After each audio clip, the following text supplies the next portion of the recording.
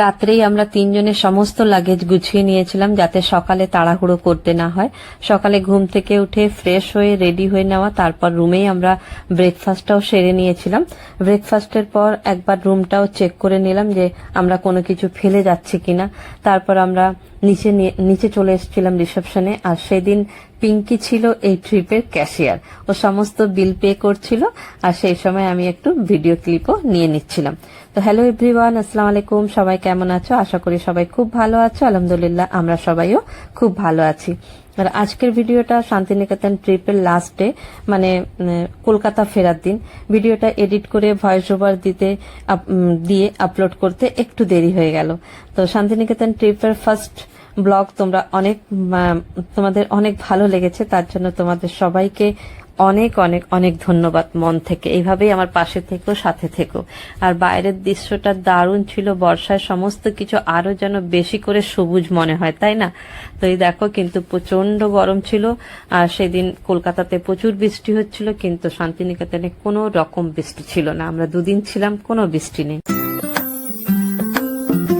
হোটেলেরই এক স্টাফ, যিনি আমাদের লাগেজগুলো টোটোতে রেখে দিচ্ছিলেন, আর আগের দিন যে টোটোতে করে আমরা সোনাঝুরি হাট গিয়েছিলাম সেই টোটোকেই বলা ছিল, উনিও ওনার টাইম মতন ঠিক চলে এসেছিলেন। তারপর আমরা বোলপুর স্টেশনের উদ্দেশ্যে রওনা দিয়েছিলাম।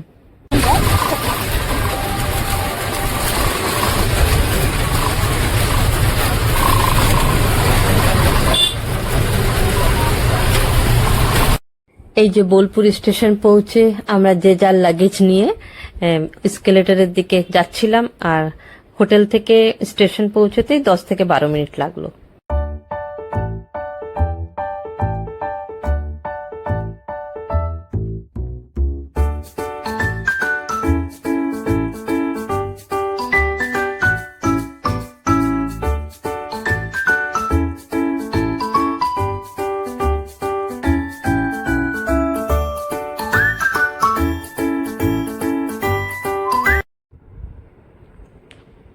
আমরা বিফোর টাইমেই চলে এসেছিলাম স্টেশনে।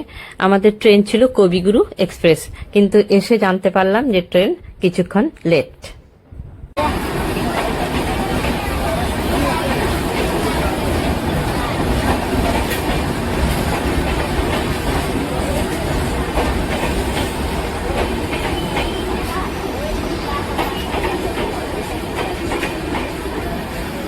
প্রায় 1 ঘন্টা প্ল্যাটফর্মে বসে, প্রচন্ড গরম। তারপর 10টা 10-এর ট্রেন এলো, 10টা 40-এ। কোনো অ্যানাউন্সমেন্ট ছিল না যে কোন প্ল্যাটফর্মে ট্রেনটা দাঁড়াবে। তো যাই হোক, বেশ অনেকটা দূরে দাঁড়িয়েছিল। আমরাও স্পাইডার ওমেনের মতন দৌড়াতে দৌড়াতে গিয়ে ট্রেনে উঠে পড়লাম। এখন মজা করে বলছি, তখন মনে হচ্ছিল বোধহয় এই আমরা ট্রেনটা মিস করলাম।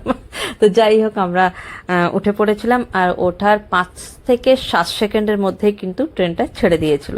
তো যাই হোক, আমরা আমাদের সিট দেখে বসে পড়েছিলাম। তারপরে প্রচুর বৃষ্টি হচ্ছিল। এই দেখো, এই যে হাওড়া স্টেশনে নেমে আমরা যাত্রী সাথী বুক করে বাড়ির উদ্দেশ্যে রওনা দিয়েছিলাম। আর তখনও বৃষ্টি, অল্প অল্প বৃষ্টি হচ্ছিল, পুরো রাস্তা ভেজা, দেখতেই পাচ্ছ। এই যে হাওড়া ব্রিজ, যার নিচে দিয়ে আমরা যাচ্ছিলাম। তাহলে আজকের ভিডিওটা এখানেই শেষ করছি, আশা করি ভালো লাগবে। আর নেক্সট ভিডিওতে আবার তোমাদের সঙ্গে দেখা হবে খুব তাড়াতাড়ি। ততক্ষণ তোমরা সবাই খুব খুব ভালো থেকো আর সবাইকে ভালো রেখো। তাহলে আসি, টাটা, আল্লাহ হাফিজ।